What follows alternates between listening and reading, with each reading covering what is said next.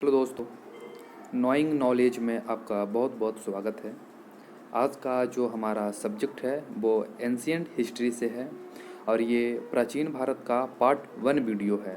मैं 20 ऐसे महत्वपूर्ण प्रश्न पे आपसे चर्चा करूँगा कि जो बार बार या तो वो यूपीएससी का हो, बीपीएससी का हो या एसएससी या रेलवे, इसमें ये बार बार प्रश्न है जो पूछा गया है। तो इससे ये बनता है कि ये सवाल बहुत ही एग्ज़ाम की दृष्टि से महत्वपूर्ण रखता है। तो चलिए सीधे प्रश्न की ओर चलते हैं। तो हमारा पहला जो प्रश्न है वो है कि रॉबर्ट ब्रूस फुट क्या थे।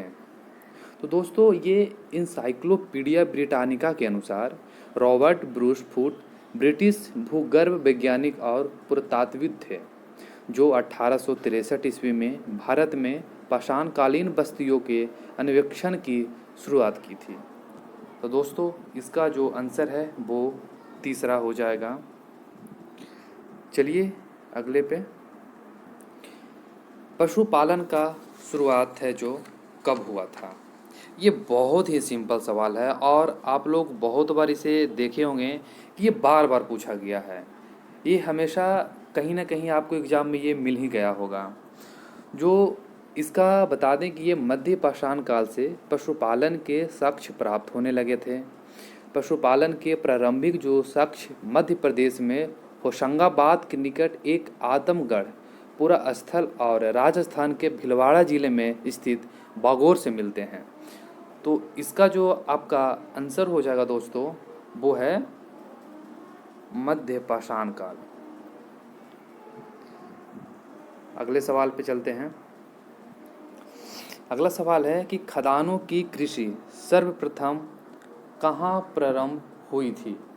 तो दोस्तों ये खदानों का उत्पादन सर्वप्रथम नव पाषाण काल में हुआ। यही वो समय है जब मनुष्य कृषि कर्म से परिचित हुए थे। तो इसका जो आंसर होगा दोस्तों वो आपका नव पाषाण काल हो जाएगा। चलिए टिक लगा देते हैं। अगले प्रश्न की ओर चलते हैं। अगला प्रश्न है कि एक ही कब्र से 3 मानव कंकाल निकले हैं।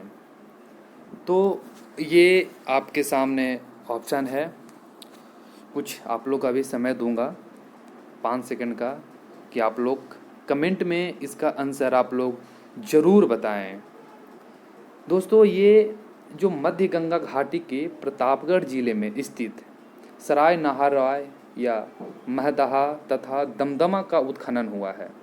देखिए दमदमा में लगातार 5 वर्षों तक किए गए उत्खनन के फलस्वरूप पश्चिम तथा मध्यवर्ती क्षेत्रों से कुल मिलाकर 41 मानव शवाधान ज्ञात हुए हैं। इन शवाधानों में से 5 शवाधान युग्म शवाधान है और एक शवाधान में 3 मानव कंकाल एक साथ दफनाए हुए मिले हैं। तो इसका जो आपका आंसर हो जाएगा दोस्तों बी हो जाएगा, दमदमा से।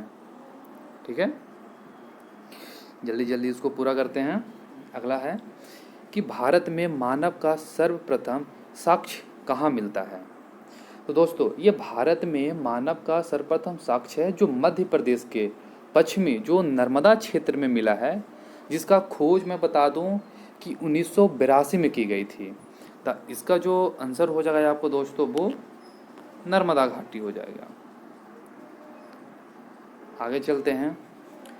उस स्थल का नाम बताइए जहां से प्राचीनतम अस्थायी जीवन के प्रमाण मिले हैं।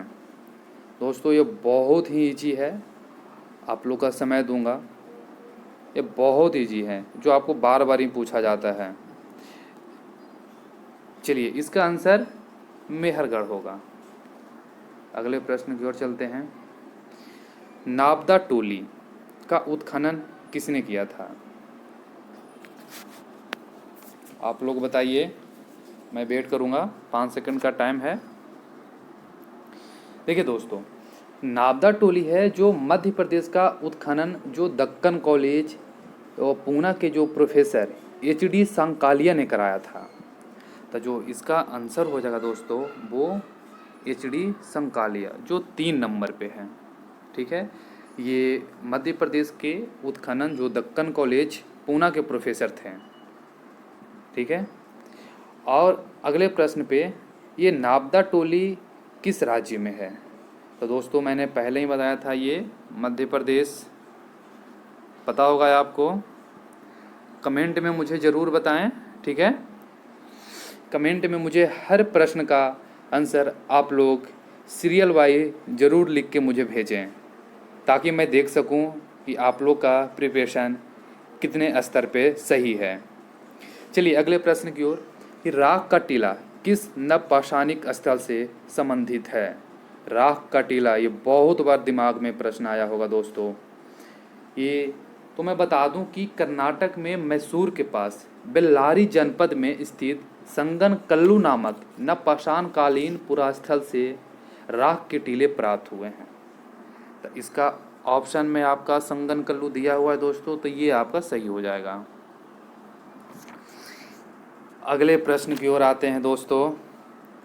अगला है कि भीमबेटका किसके लिए प्रसिद्ध है? जल्दी से आप लोग बताएं दोस्तों। ये मध्य प्रदेश के रायसेन जिले में स्थित भीमबेटका प्रागैतिहासिक काल जो शैल चित्रकला का श्रेष्ठ उदाहरण है। तो इसका जो आंसर हो जाएगा दोस्तों, वो आपको गुफाओं के शैल चित्र से हो जाएगा। अगला प्रश्न क्या कहता है? किस स्थल से मानव के साथ कुत्ता का भी कंकाल प्राप्त हुआ है? दोस्तों मैंने पिछले बार भी सवाल, आपको जो प्रश्न था उसमें भी इसका मैंने जिक्र किया था, मानव कंकाल के बारे में। तो ये है, मानव के साथ कुत्ता का भी कंकाल प्राप्त हुआ है। तो ये दोस्तों मैं बता दूं कि जम्मू कश्मीर में श्रीनगर के निकट एक उत्तर पश्चिम में स्थित बुर्ज होम से नवपाषाणिक अवस्था में मानव कंकाल के साथ कुत्ते का भी कंकाल प्राप्त हुआ है। तो इसका जो आंसर आपका हो जाएगा दोस्तों, वो है बुर्ज होम, ठीक है। आइए आगे।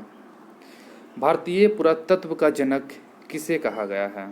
दोस्तों मुझे लगता नहीं है कि इसके बारे में विशेष चर्चा करना पड़ेगा, क्योंकि ये आप लोग में से अधिकांश लोग हैं जो इसके बारे में आप लोग जानते होंगे। ये अलेक्जेंडर कनिंघम है दोस्तों।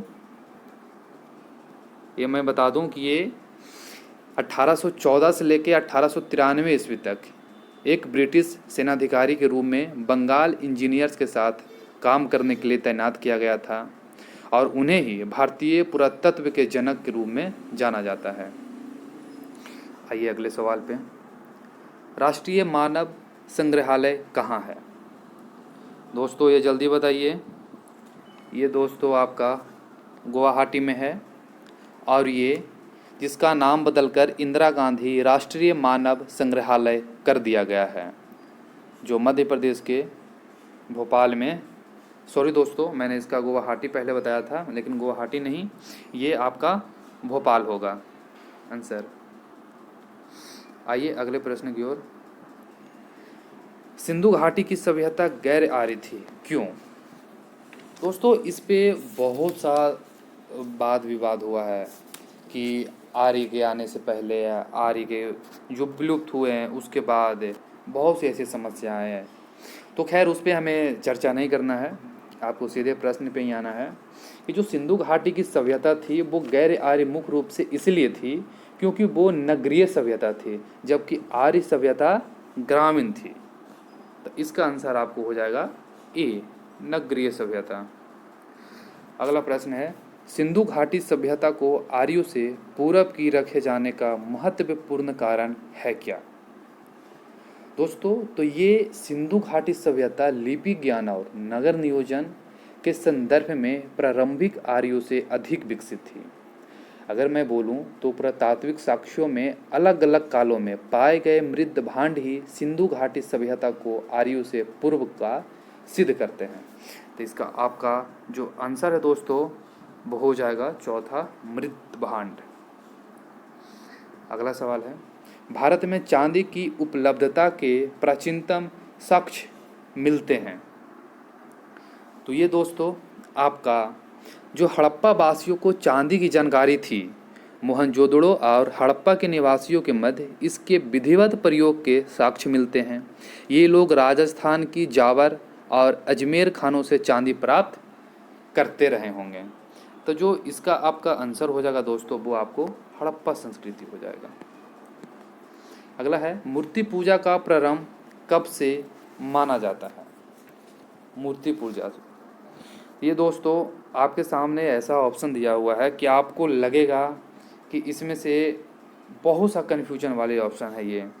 जब मैं इस प्रश्न को बना रहा था तो मुझे भी समझ में नहीं आ रहा था कि क्या मुझे ऐसे डिफ़िकल्ट ऑप्शन देना सही होगा।